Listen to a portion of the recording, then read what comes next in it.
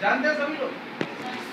और सारे लोग ही जो थे बड़ी जातियों से, लेकिन 2000 साल जो देश गुलाम रहा, फिर वो अच्छे निर्णय क्यों ना ले पाए जो देश गुलाम रहा? बताइए। अगर आज हमारी भागीदारी से आरक्षण से देश को नुकसान हो रहा है, तो उस समय तो सभी लोग जनरल कास्ट से ही देश के बड़े बड़े पदों पर थे, देश की राजनीति, देश की सत्ता, देश की ताकत, सब कुछ उनके हाथों में था। फिर क्यों देश गुलाम रहा? अशिक्षा हमारी थी, वो एक कारण था, लेकिन उनमें तो शिक्षा थी ना। वो हमें जब दोषी बनाते हैं, जब कोई व्यक्ति हमें दोषी बनाता है तो उसको जवाब मिलना चाहिए कि चलो हम मान लेते हैं कि हम रिजर्वेशन के कारण नौकरियां ले रहे हैं, लेकिन आप क्या करते रहे 70 साल? क्यों देश 2000 साल गुलाम रहा? उस समय तो हम नहीं थे। अगर आज हम देश में ऐसे काम कर रहे हैं जिससे देश नुकसान में जा रहा है, तो तुम क्या करते रहे 70 साल? और फिर दूसरी बात आती है, आज की जो जनरल सेक्रेटरी है देश के मंत्रिमंडल में, वो उसमें 99% जनरल कास्ट है। तो आज तुम ऐसी व्यवस्थाएं क्यों नहीं बना पा रहे कि देश की बेरोजगारी खत्म हो?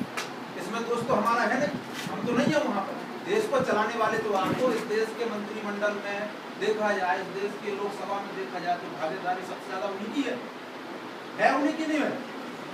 आप क्यों नहीं ऐसी परिस्थिति बना पा रहे कि देश तरक्की करे, देश की बेरोजगारी खत्म हो? तो साथियों, हमारे दिमाग से मानसिकता रूप से निकल जाए कि आरक्षण से देश का नुकसान होता है। देश का विकास सिर्फ आरक्षण से हो सकता है, और वही एक व्यवस्था है जिससे देश का विकास होगा और होता रहेगा।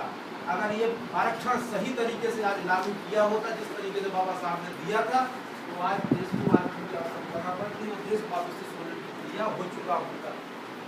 लेकिन आज हमारा समाज सिर्फ तैयारी में लगा हुआ है, कॉम्पिटिशन की तैयारी में लगा हुआ है, ये समझ नहीं पा रहा है कि आखिर उसको नौकरी मिल क्यों नहीं।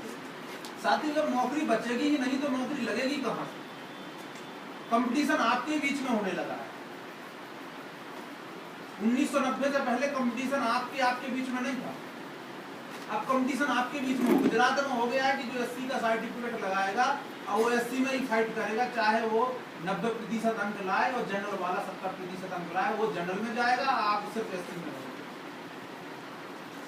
ये परिस्थिति आपके इधर भी लागू हो जाएगी किसी भी बात। एक भारत देश का बहुत बड़ा परिवर्तन अभी तो ताजा है कि आदमी को कानों कान खबर नहीं थी और रात को 8 बजे पता चलता है नोट बंद होता है। तो ये तुरंत परिवर्तन हुआ। जब इस देश में इतना बड़ा परिवर्तन तत्काल हो सकता है, तो एससी एसटी के खिलाफ भी तत्काल परिवर्तन हो सकता है। कोई बड़ी बात तो नहीं, कोई बड़ी बात नहीं। आरक्षण रातों रात खत्म किया जा सकता है। आपको जो स्कॉलरशिप हॉस्टल मिलते हैं, रातों रात खत्म किए जा सकते हैं। इस चीज से आप अंदाजा लगाओ, जब नोट बंद हो सकता है तो आपके ऊपर तलवार भी कभी भी लगा सकते हैं। इस चीज का ख्याल रखना। लेकिन नोट का तो विरोध नहीं किया जा सकता, क्योंकि वो तो नोट के बदले नोट दे रहा है। लेकिन जिस दिन आपके आरक्षण के खिलाफ तलवार लटक जाएगी, खत्म कर दिया जाएगा, स्कॉलरशिप बंद कर दी जाएगी और हॉस्टल खत्म कर दिए जाएंगे, तो फिर कैसे लोग? कोई छात्र संगठन है? तो साथियों, कोई भी राजनीतिक पार्टी आपके मुद्दे को लेकर संसद में लड़ने वाली नहीं है।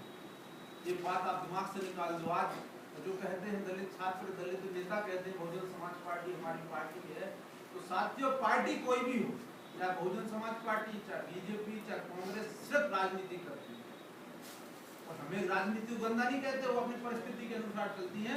लेकिन साथियों, अगर हमें अपनी लड़ाई लड़ना है तो हमें खुद खड़ा होना पड़ेगा और एक सोच को बढ़ाकर, दिमाग को एक लेवल तक लाकर यह सोचना पड़ेगा कि हमारी लड़ाई सिर्फ ये नहीं है कि कागज किताब तक ही सीमित रहे, हमें अपने अधिकार की लड़ाई साथ में लड़नी पड़ेगी। रिजर्वेशन को सुरक्षित रखना पड़ेगा। तो आज भी देश के अंदर जो नियम बाबा साहब ने बनाए थे, वो आज तक लागू रूप से नहीं हो पाए। उसमें दोषी इस देश का एससी एसटी और ओबीसी समाज है। तो इन्हीं तकलीफों को देखते हुए, छात्रों की समस्याओं को देखते हुए, इस देश में 28 अप्रैल 2013 को नागपुर की दीक्षा भूमि में national SC ST OBC student youth front का गठन किया गया, जिसमें सिर्फ एससी एसटी ओबीसी का छात्र विंग तैयार किया जा रहा है देश में आरक्षण विरोधियों को जवाब देने के लिए और कुछ मांगों को लेकर दिल्ली में प्रदर्शन लगातार 3 सालों से करता आ रहा है। जिसमें हमारी कुछ डिमांडें हैं। जो सबसे बड़ी डिमांड है निजी क्षेत्र में आरक्षण। साथियों, निजी क्षेत्र में आरक्षण की डिमांड इसलिए नहीं है कि हमें आरक्षण बहुत कम पड़ रहा है सरकारी डिमांड इसलिए है क्योंकि सरकारी क्षेत्र खत्म करके निजीकरण में डाला गया है। सभी छात्र पढ़ने वाले हैं, सभी छात्र जानते हैं कि ठेकेदारी प्रथा कितनी तेजी से बढ़ रही है। बिजली जैसा बड़ी जो ये सरकारी नौकरियां बिजली के क्षेत्र में मिलती थी वो सारी अब प्राइवेट कर दी गई है। टोल टैक्स में रोड दे दिए गए हैं। ट्रेनों के डिब्बे सरकारी कंपनियों ने बनाना बंद करके प्राइवेट कंपनी को देना चालू कर दिए। तो स्वाभाविक सी बात है, जब सरकारी प्राइवेट सेक्टर में प्राइवेट क्षेत्र में आपको ये है ही नहीं रिजर्वेशन, तो उसमें आपको नौकरी का कोई प्रावधान नहीं। प्राइवेट सेक्टर का एक सिस्टम होता है, वो खुद का मालिक खुद होता है।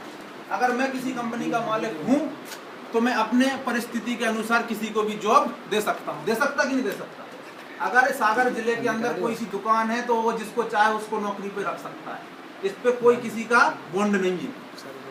अगर पूरा क्षेत्र लगभग अगर ऐसे ही चलता रहा और सरकारी क्षेत्र प्राइवेट सेक्टर में चला गया तो फिर आपको नौकरी कौन देगा?